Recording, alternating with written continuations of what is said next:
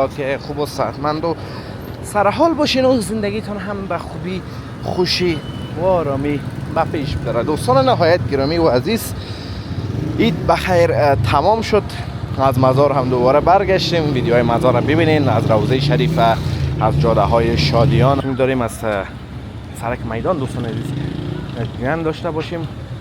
دیده میبینین دوستان عزیز، چهار راهی سرک 5 است.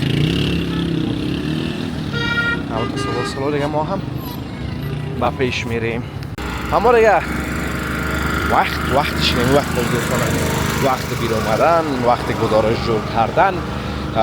فعلا خب دوستان عزیز در بغل سرک میدان میریم. حالا بریم اون طرفتر، سرک میدان از جاده درستتر ببینید در باشین رضایان تاور دوستان عزیز در تصویر میبینید که همیشه از اون طرف سرک دیدینشه. اما از سلام و درود نثار شما خوبان و عزیزان، انشالله که خوب و صحتمند و سرحال باشین و زندگیتان هم به خوبی خوشی و آرامی به پیش بره. دوستان نهایت گرامی و عزیز، عید بخیر تمام شد، از مزار هم دوباره برگشتیم. ویدیوهای مزار رو ببینین، از روضه شریف، از جاده های شادیان، جاده قبادیان بود اگر اشتباه نکنم، از بسیار جاهای دیگر، از دور روزه، از خود روزه ویدیوها رو ببینین. از مزار که باز نگویی که مزار رفتی ما رو نبردی، اونمو بردن شما هست دوستان عزیز. اومدیم دوباره کابل دوستان عزیز، در چهار راهی سرک 5 تیمنی هستیم و قسمت میبینین دیگه بیربار شما تو فوق العاده است. نگم تو ما هم تصمیم داریم از سرک میدان دوستان عزیز اطمینان داشته باشیم. دیده میبینین دوستان عزیز، چهار راهی سرک 5 است. اما سلو دیگه ما هم با پیش میریم. خوب دوستان نهایت گرامی، آفتابم دیگه کم کم در حال غروب هست و شب هم آنچنان آذان داده. اما دیگه وقتش نمی وقت دوستان، وقت بیرون اومدن، وقت گزارش جور کردن. فعلا خب دوستان عزیز در بغل سرک میدان میریم. حالا بریم اون طرفتر، سرک میدان از جاده درستتر ببینید در باشین رضایان تاور دوستان عزیز در تصویر میبینید که همیشه از اون طرف سرک دیدینشه، اما از این طرف نه. امروز خواستیم دوستان عزیز به این طرف سرک بریم و این طرف سرک همچنان با تصویر بکشیم دیگه. همونطور میریم سلو با پیش دوستا. قسمت میبینین هر کس دیگه طرف ما خانه خود روان هست. ما میخوایم بریم رضایان دوستان عزیز. ببینین چقدر زیبا و مقبول هست و چقدر زیبا جور کردن. اون طرف هم دوستان عزیز ساختمان هست که وارد زیادتر اوقات ندیدیم. هوتک پلازا هست، دو دانه دیگهش، 3 دانه دیگهش نامهایشون معلوم نمیشه که چی هستن. اما رضایان پلازا دوستان عزیز واقعا زیبا و بلند است. ببینید شما رضایان پلازا را چقدر زیبا و مقبول هست.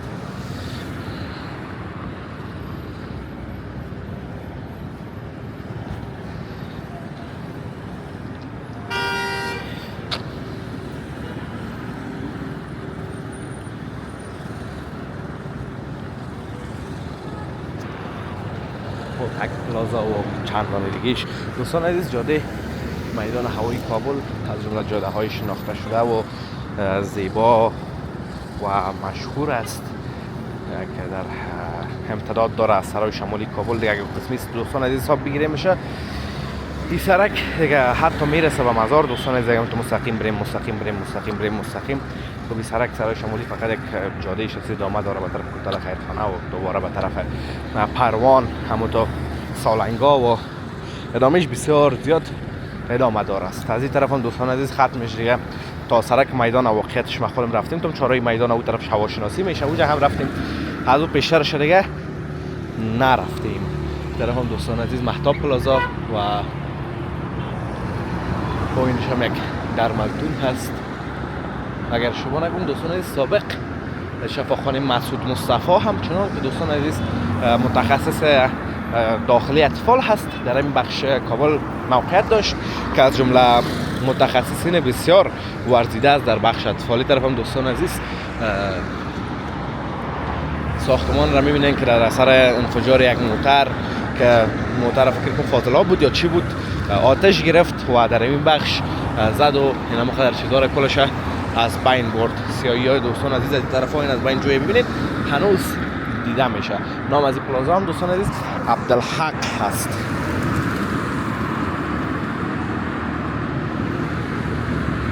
کابل دوستان عزیز تاریک شده میره دیگه، آفتاب مکمل شیشته و مهتاب شوال هم دوستان عزیز اگر اشتباه نکنم اون در آسمان دیده میشه دیگه. در روزهای چقدر دوستان عزیز سر از این مهتاب جنجال بود دوستان عزیز. میبینین چه مهتابه؟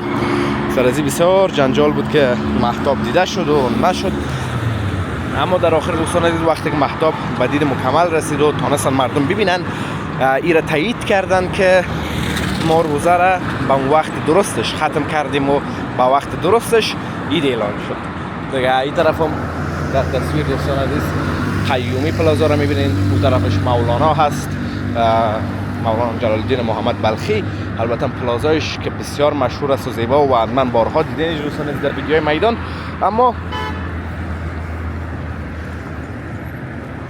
اما دوستان عزیز حال از این طرف آمدیم و قدر دیده نمیشه دیگه. قیومی پلازا این طرف هست همچنان دوستان عزیز. پلازا دوستان عزیز یک ذره یک کهنه‌تر شدن. طرف هم سنوکر کلب کیو هست، منزل بالایش هم مرکز کاشت مو هست و منزل بالا و بالایش دیگه شاید مسکونی باشه یا شاید چیز دیگه باشه نمیدونم. در پهلوش هم که پلازای تازه جور میشه او هم در حال تازه ساخت و ساز هست.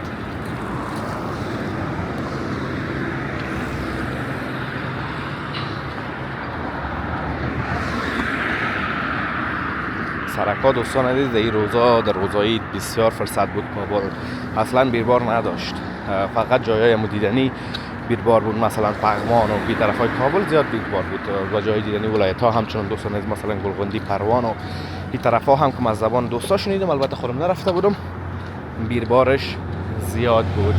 دوستان عزیز مولانا را پلازا را در این طرف تو درست‌تر دیده نمیتونیم چون درخت ها هست. یک ذره پیشتر بریم باز میبینیمش ان شاء الله دیگه. فعلا هم سلو و پیش بریم.